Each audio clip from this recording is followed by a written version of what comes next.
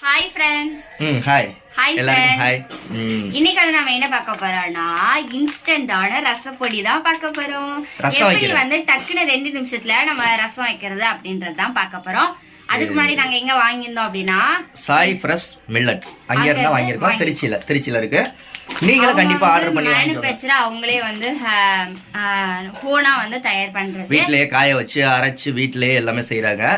அங்க இருந்தா வாங்கியிருக்கோம். அரைச்சு ஆமா பரிசா வந்து ரசம் வைக்க போறாங்க. சாப்பாடு வேற வந்துகிட்டு இருக்கு. எப்படி 2 நிமிஷத்துல டக்குன்னு ரசம் வச்சு டக்குன்னு நம்ம சாப்பிடலாம் அப்படின்றத பார்க்கலாம். உங்களுக்கும் வேணா ஆர்டர் பண்ணி வாங்கிக்கோங்க. டிஸ்பிளேலயும் நம்பர் வரும், டிஸ்கிரிப்ஷன்லயும் நம்பர் இருக்கு. தாராளமா வாங்கிக்கோங்க. அதுவும் நிஷா வீடியோ பார்த்துட்டு வாங்க அப்படின்னு சொல்லுங்க. சொன்னீங்கன்னா உங்களுக்கு ஏதாவது உண்டு.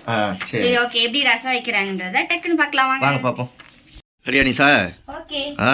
எப்படி ரசம் பண்றதுன்னு பார்த்தறலாமா? பார்த்தறலாமே. 2 டேபிள் ஸ்பூன் அளவுக்கு ஆயில் விட்டுறலாம்.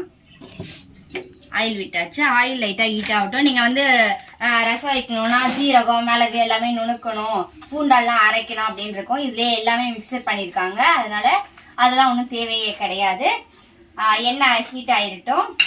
நான் வந்து பெருங்காயத்தூள் சும்மா லைட்டா ஒரு பிஞ்சுக்கு தான் போட போறேன் வாசத்துக்கு. ஏன்னா அவங்க வந்து இதுலயே வந்து கட்டி பெருங்காயம் போட்டு அரைச்சு வச்சிருக்காங்க.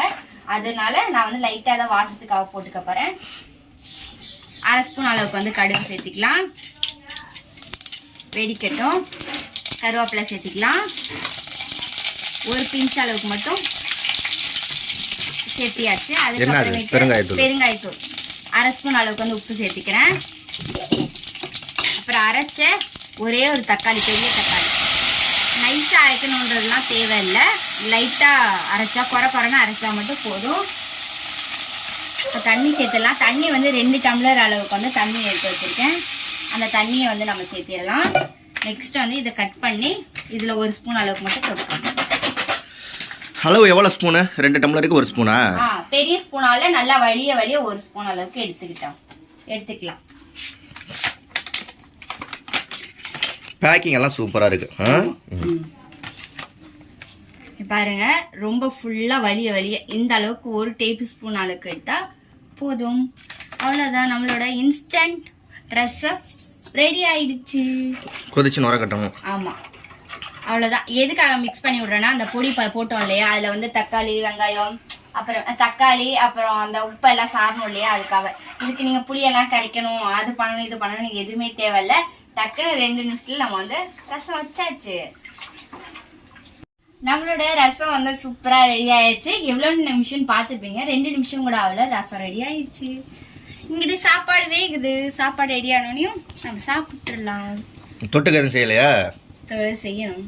ஓகே ஓகே, இதுக்கு உருளைக்கிழங்கு வச்சு சாப்பிடலாம். ஓகே, வேற என்ன? அவ்வளவுதான். அந்த வீடியோ பிடிச்சிருந்துச்சு அப்படின்னா லைக் பண்ணி ஷேர் பண்ணி கமெண்ட் பண்ணுங்க. இதுல வந்து புளிப்பு தேவைன்னா 2 தக்காளியா கூட சேர்த்துக்கலாம். நான் வந்து 1 தக்காளியா தான் சேர்த்திருக்கேன்.